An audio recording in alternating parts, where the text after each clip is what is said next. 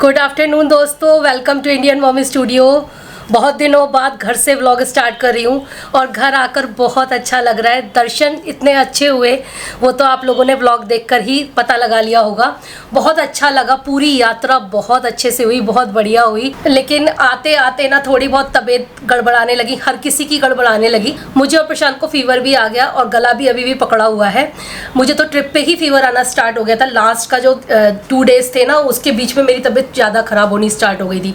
बुखार, ठंड, वो सब लग चुका था क्योंकि टेम्परेचर में बहुत ज़्यादा अंतर था। वहाँ पर केदारनाथ में -7 -8 तक टेम्परेचर जा रहा था और जब हम चौपता आए तो वो 19 20 और फिर जैसे जैसे हम नीचे आते चले गए वो टेम्परेचर बढ़ता चला गया। और इस टाइम दिल्ली का जो टेम्परेचर चल रहा है वो है 35 36 के करीब। तो मतलब जो टेम्परेचर का जो डिफरेंस है वो इतना ज़्यादा हो गया जिसकी वजह से तबीयत बिगड़नी ही थी।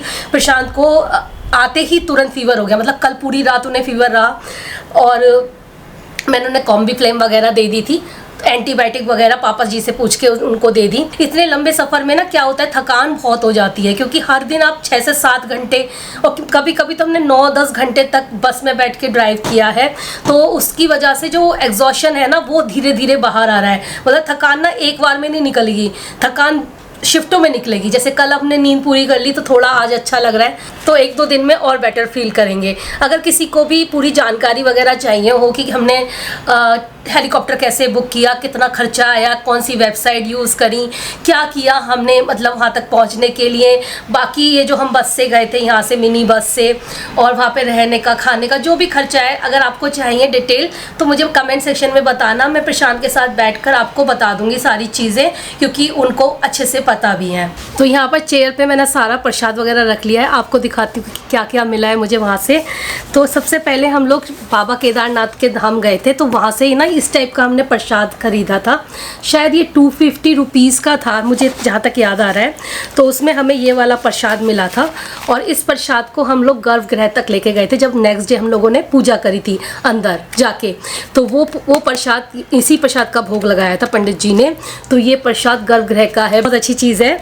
इसके अलावा मैं पटका लेके गई थी जो मैंने भगवान शंकर को चढ़ा दिया था तब उस टाइम, और इसमें ना रुद्राक्ष की, हाँ, और प्रशांत ना ये रुद्राक्ष की माला लेके आए थे। ये देखिए कितनी बड़ी माला है रुद्राक्ष की, तो ये लेके आए थे। और बाकी इसमें जितना भी पूजा का सामान था ना वो हमने चढ़ा दिया था पार्वती माँ को। हर जैसे ही आते तो माँ पार्वती जी भी विराजमान है, तो वहाँ पर हमने ये सारा प्रसाद अपना चढ़ा दिया था। तो ये तो रहा गर्भगृह का प्रसाद जो कि केदारनाथ धाम का था। इसके अलावा मैं आपको दिखाऊँ तो फिर हम लोग चले गए थे बद्रीनाथ। बद्रीनाथ में हम लोगों ने तुलसी की माला वगैरह ली थी चढ़ाने के लिए। तो पंडित जी ने वापस में लौटने में भी हमें मालाएँ पकड़ाई थी ये तुलसी की। तो ये माला मैं अब सूख रही हैं, इनको आप बताइए मुझे क्या करना चाहिए, मंदिर में रखना चाहिए या अपने पेड़ पौधों में चढ़ा देना चाहिए। जब हम लोग बद्रीनाथ गए तो वहाँ पर हमने ये वाला प्रसाद चढ़ाया था, इसे भी हम अंदर लेकर गए थे क्योंकि हमने अंदर से आके, हम लोगों ने अंदर जाके जो आरती करी थी तो फिर ये भगवान विष्णु को प्रसाद लगाया गया था, देन हमें दिया था वापस करके। जहाँ विष्णु भगवान विराजमान है वहीं पर ना उन्होंने ये वाला प्रसाद तो वापस किया ही किया था, साथ में मुझे ये डिब्बी भी पकड़ाई थी। तो मुझे लगा किसी और की डिब्बी मुझे पकड़ा दी है, तो मैंने पंडित जी को बोला भी ये मेरी नहीं है, मेरा ये वाला प्रसाद है। तो उन्होंने कहा नहीं, ये भगवान का आशीर्वाद है, इसे समझ के रख लो। तो जब मैंने इसे खोला घर आके मैं खुश हो गई यार, इसमें क्या क्या नहीं निकला आपको दिखाती हूँ। इसमें निकली फेयर एंड लवली और इसमें मुझे पैसे मिले, ये देखिए, ये कुछ 220 या 221 रुपये हैं ये मिले मुझे, जिसे मैं अपने अलमारी में रखने वाली हूँ। चूड़ियाँ मिली मुझे ये वाली, ये देखिए बैंगल्स मिली, साथ में ये लिपस्टिक मिली और ये कड़ा मिला, और इसके साथ मुझे मिली ये बिंदी का पत्ता। तो ये बद्रीनाथ भगवान से मिला है मुझे। मैं देख के इतना खुश हो गई। इसमें रुद्राक्ष भी पड़ा हुआ है एक, तो बहुत, और सिंदूर भी है इसके अंदर। इतनी प्रसन्नता हुई ना मुझे इसे लेके, इतनी खुशी मिली ना कि मुझे जैसे मानो कोई खजाना मिल गया हो। मैं इतना खुश हो गई, कूदने लगी, मैंने कहा ये क्या मिल गया मुझे। तो एक ये चीज़ मिली। फिर हम लोगों ने ना बाहर लक्ष्मी जी की पूजा करनी थी, आपको पता है मैं सब ले गई थी चढ़ाने वगैरह के लिए। तो वो बद्रीनाथ में ना क्या है कि अंदर तो विष्णु भगवान है, बाहर ना लक्ष्मी माँ को विराजमान किया हुआ है, तो पूजा वगैरह सब वहीं होती है। तो फिर हमने वहाँ पे भी पूजा करी।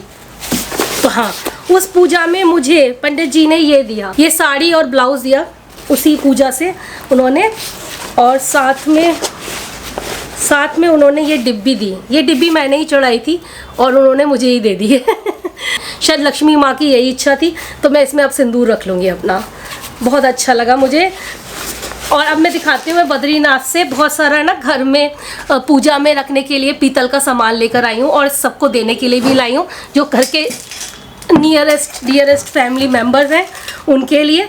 और सबसे पहले तो मैं ये मूर्ति दिखाती हूँ आप। ये पीतल की बहुत खूबसूरत भगवान विष्णु और माँ लक्ष्मी जी की मूर्ति है, जो बहुत ही सुंदर है। कितने प्यारे लग रहे हैं, और शेषनाग भी है ऊपर, तो आप देख सकते हो, बहुत ही प्यारी है ये। फिर मैं एक ये दिया लेके आई। मेरे पास ऐसा कोई 5 वाला दिया नहीं था, तो मैं ये लेकर आई हूँ। तो ये मैं अपने मंदिर में रखने वाली हूँ, इससे पूजा करेंगे, बहुत अच्छा लगेगा। पीतल का दिया है ये। फिर मैं देने लेने के लिए अपने फैमिली मेम्बर्स के लिए ये कड़े लेकर आई। डिफरेंट तरीके के लेके आई हूँ। कुछ एडजस्टेबल भी हैं, जिससे कि अपने साइज़ के अकॉर्डिंग पहन लें। ऐसी जगहों पर पता है आपको, जहाँ मंदिर होती है, पूजा पाठ का ही सामान मिलता है, इसी टाइप की चीज़ें मिलती हैं, तो वही सब मैं लेके आई हूँ। फिर हाउस हेल्पर आंटी के लिए भी मैं माला वगैरह लेके आई हूँ, उनको दूँगी। मैं सबके लिए कुछ ना कुछ लेकर आई हूँ। ये देखिए, कड़ा लेकर आई हूँ, माला लेके आई हूँ, ये वाली 2-3 माला है ये। इस टाइप के ब्रेसलेट भी लाई हूँ, जो कि चंदन के और रुद्राक्ष के हैं। तो इस तरीके का सामान बहुत सारा लाई हूँ, जिससे कि मैं प्रसाद जब दूँ घर वालों को, तो उनको इसके साथ ये भी सामान रख दूँ। ये कड़ा बहुत प्यारा है, इसमें रुद्राक्ष भी लगा हुआ है, बहुत सुंदर है ये। ऐसी मैं 2 लेकर आई हूँ, रोली चावल वगैरह रखने के लिए, हल्दी जो हम पूजा में यूज़ करते हैं। तो ये मैं 2 लेकर आई हूँ, एक अपने लिए और एक देने के लिए। ये देखिए कितनी प्यारी सी है, पीतल की है ये।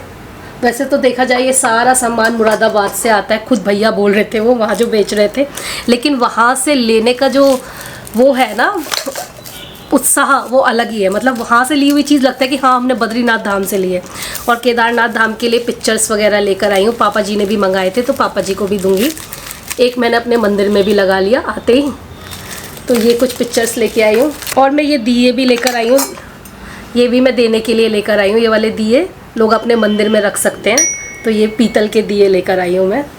इसके अलावा मैंने ये लिया जल चढ़ाने के लिए। इसमें देखिए यहाँ से नॉब भी बनी हुई है, तो जल चढ़ाना बहुत आसान हो जाएगा। शिवरात्रि वगैरह पे मंदिर जाते हैं ना, तब चाहिए होती हैं ऐसी चीज़ें। और एक मैं ये गंगा जल रखने के लिए लेके आई हूँ, बहुत ही सुंदर था ये। प्रशांत को पसंद आ गया था। मेरे पास गंगा जल रखने के लिए एक लंबा सा है, लेकिन प्रशांत बोले मुझे ये इतना अच्छा लग रहा है रीमा, ले लो, इसे रखेंगे मंदिर में। मैंने कहा हाँ अच्छा तो बहुत लग रहा है, तो इसमें हम गंगा जल रख सकते हैं अपना। और मैं क्या लाई हूँ, और एक बद्रीनाथ धाम से ये, तो ये सब सामान लेकर आई थी। बाकी तो जब आप धाम जाते हो, यात्रा करने जाते हो, तो वहाँ पर जो दर्शन की जो उत्साह होता है, दर्शन का जो तलब होती है, वो पूरी हो जाए तो उसके आगे सब कुछ मतलब छोटा है। भगवान के दर्शन सबसे ज़्यादा इम्पॉर्टेंट होते हैं, वो हो गए हमको।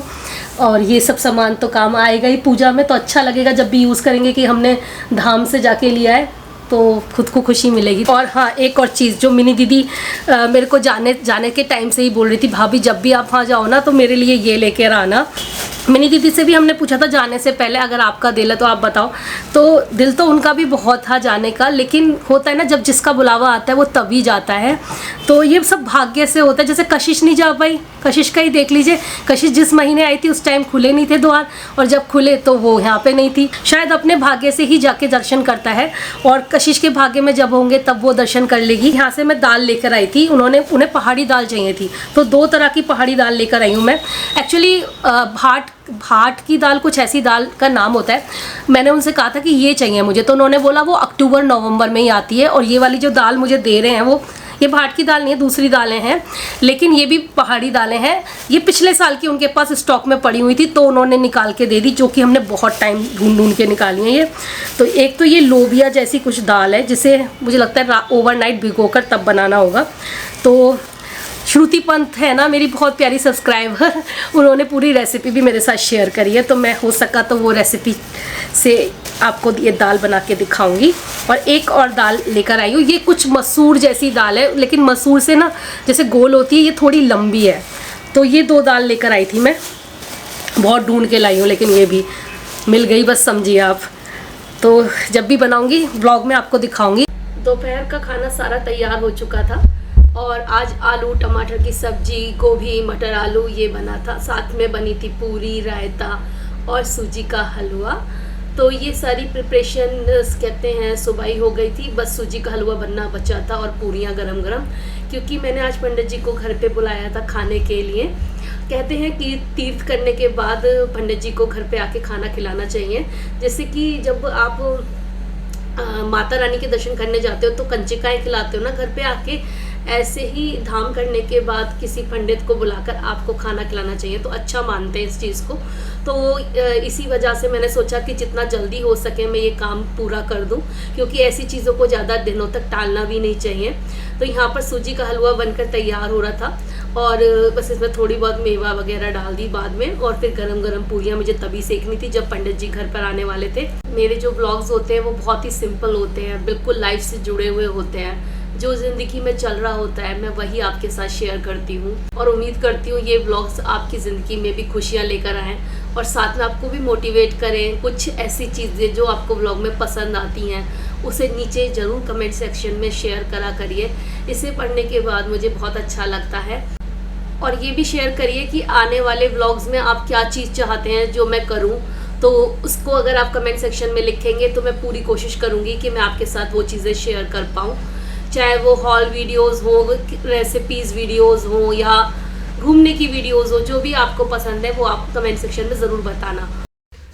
तो आज का ब्लॉग था इतना ही। उम्मीद करती हूँ ये ब्लॉग्स आपको पसंद आए होंगे, जितने भी हम लोगों ने यात्रा के ब्लॉग आपके साथ शेयर करे हैं। जल्दी आप लोगों के साथ बजट का ब्लॉग भी मैं शेयर कर दूंगी कि कितना खर्चा वगैरह आया था। बहुत सारे लोगों ने ऑलरेडी कमेंट्स करना स्टार्ट कर दिया है। मिलते हैं एक और अच्छे से ब्लॉग के साथ, तब तक के लिए bye bye and lots of love. आप लोग कमेंट सेक्शन में बताइएगा आगे आप किस टाइप का ब्लॉग देखना चाहते हैं।